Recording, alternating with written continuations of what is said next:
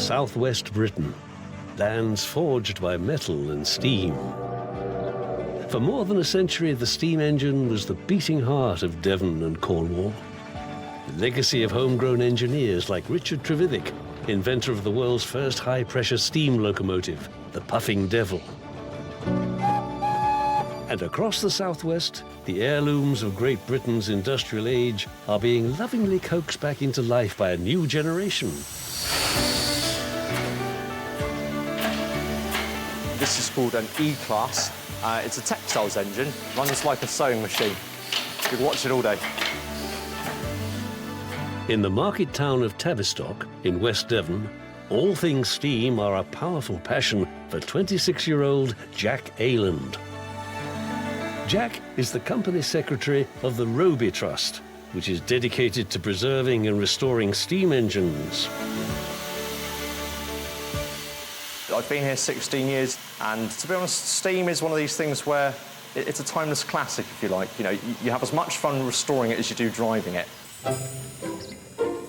So I liken a steam engine to being like a teenager because it takes a little bit of effort in the morning to get it going. I'm losing my nuts. Look, there's two nuts here. Young Jack delights in each engine's character and personal life story. So this is the main workshop where we keep everything. This is our roller. It was used for crushing stone. Lovely engine. This engine's called Shamrock, and she is the only in the world convertible steam tractor. This engine's called Bullet, and she's called Bullet because she was shot at by the Luftwaffe. Just a bit of a nice story to tell people. Jack will soon have his own steamy yarn to spin.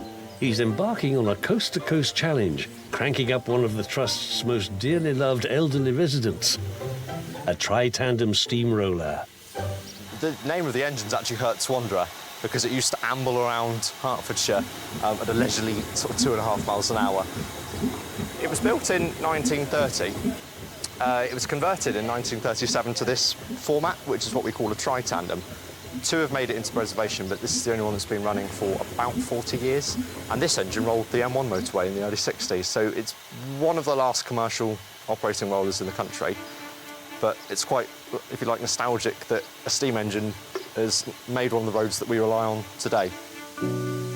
The expedition will demand that Jack steams the Herts Wanderer 85 miles north to south across the county of Devon.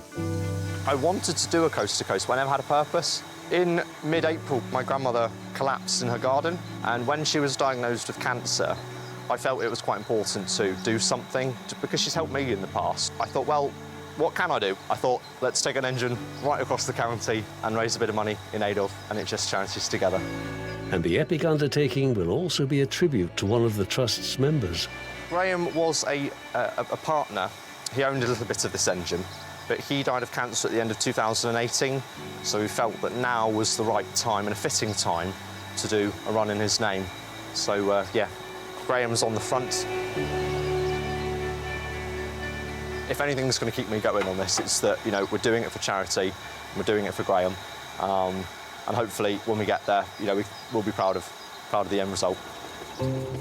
After a final spit and polish, the Herts Wanderer is buffed, burnished, and ready to go. This is the final test drive before the big journey. You all right, Alex? Here we go.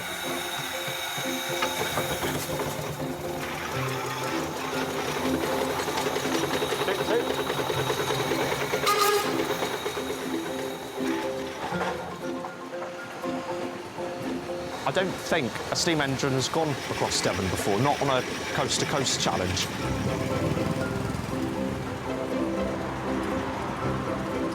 North Devon is a bit hilly, but the countryside is lovely and scenic.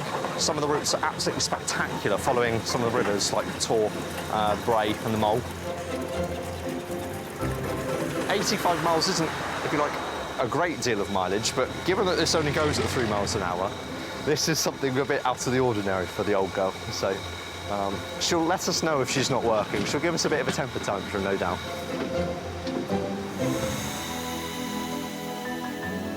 Starting at the Linton and Barnstaple Railway on the north coast of Devon, Jack, colleague Alex and their beloved engine will attempt to steam across the county to Plymouth Hoe on the south coast.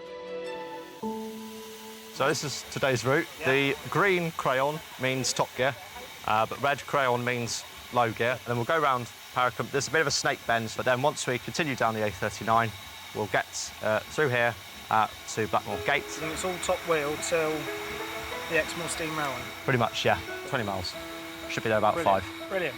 Should we do it? Let's do it. On the road. The railway is the perfect place for a fitting send-off of historic steam engine to historic steam engine.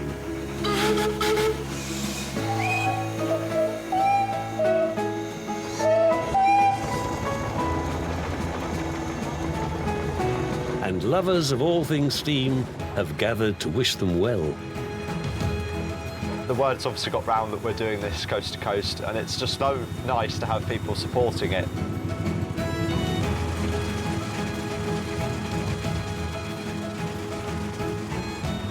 There are 5 days of soot, sweat and traffic jams ahead. And it's definitely a case of slow and steady wins the race for the Herts Wanderer.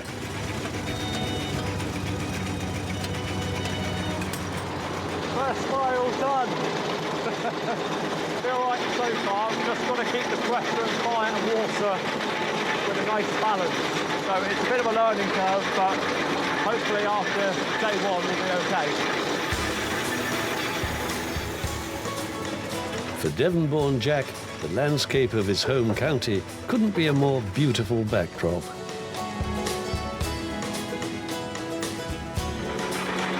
Absolutely spectacular view from here. Can't quite see the sea, but it's fantastic. This is just Devon countryside at its best. Jack may be just 26, but his knowledge and passion for steam engines began at a tender age. I started doing this when I was 10. I think I saw Fred Dibner, to be honest, on TV, and I said to my mum, oh, that looks fun. It's just nice to be restoring stuff that I guess a lot of people my age don't want to go anywhere near. It deserves to be restored. It helped to build the road, it helped to build the country. And it's just so nice to be able to do something which is a little bit different. Everyone seems to be very receptive of steam. You know, you get waves, people want to go on the footplate, want to blow the whistle. Everyone, that is, apart from the drivers in the snaking jam building up behind the Herts Wanderer. And it's not just the traffic that has come to a standstill. Serious business. The fire has what we call clinkered over, and it suffocated itself from oxygen, so we can't raise steam pressure. So we've just stopped to rake through the fire and clean out the ash pan to try and just keep steam pressure going. With the engine's lack of pressure putting Jack under pressure, can he get the Herts Wanderer back on her rollers for the remaining 69 miles? Devonian Jack Ayland is 4 days into his coast-to-coast challenge, steaming the Herts Wanderer, a tri-tandem steamroller, across the county. It's been a journey as up and down as the roads he's travelled on. The days have been fairly long. It's been fairly wet. Lots of dirt.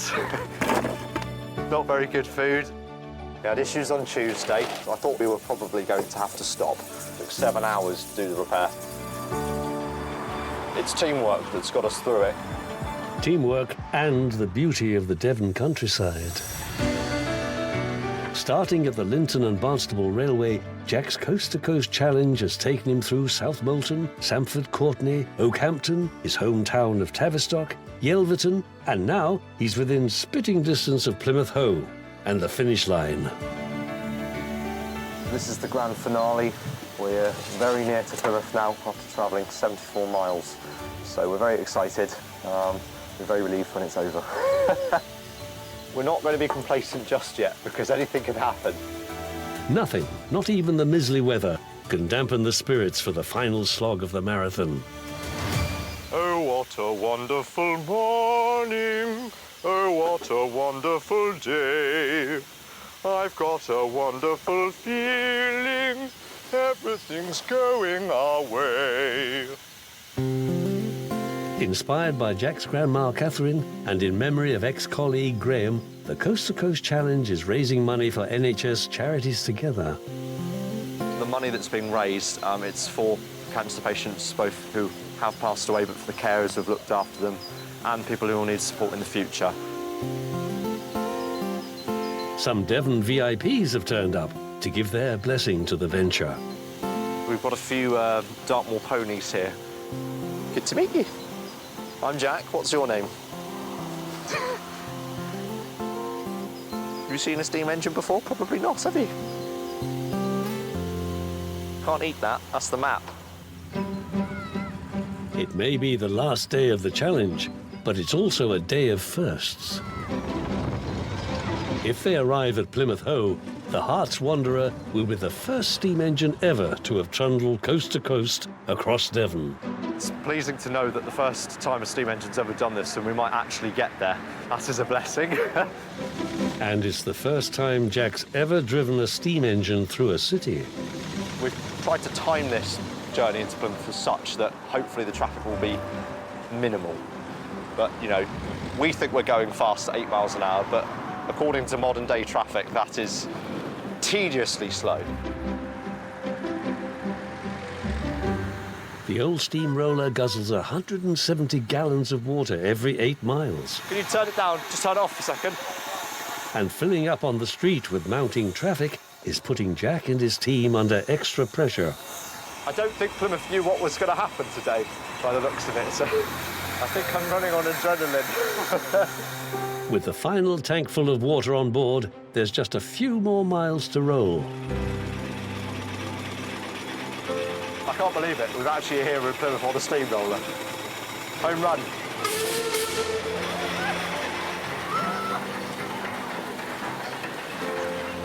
Well, when I see my family up on the Hoe, that's going to be something special. You know, they're all going to be there. It's going to be exciting, but I think a bit emotional as well because, you know, it's been 2 months to get this old girl ready for this trip, and it's been 5 days of hard work. You know, just to get to the end, see the sea, is really lost for words, probably. As the Herts Wanderer rolls up onto Plymouth Hoe, a crowd of friendly faces has gathered at the finish line. Feels very weird. Very weird indeed, just to see this many people up here expecting us to do a coast-to-coast. It's been on my bucket list for years, and it's going to be something we're going to look back at and think, wow, we actually did that. With a final hoot on the whistle, Jack's challenge is complete. And he can grab a well-deserved hug from Mum.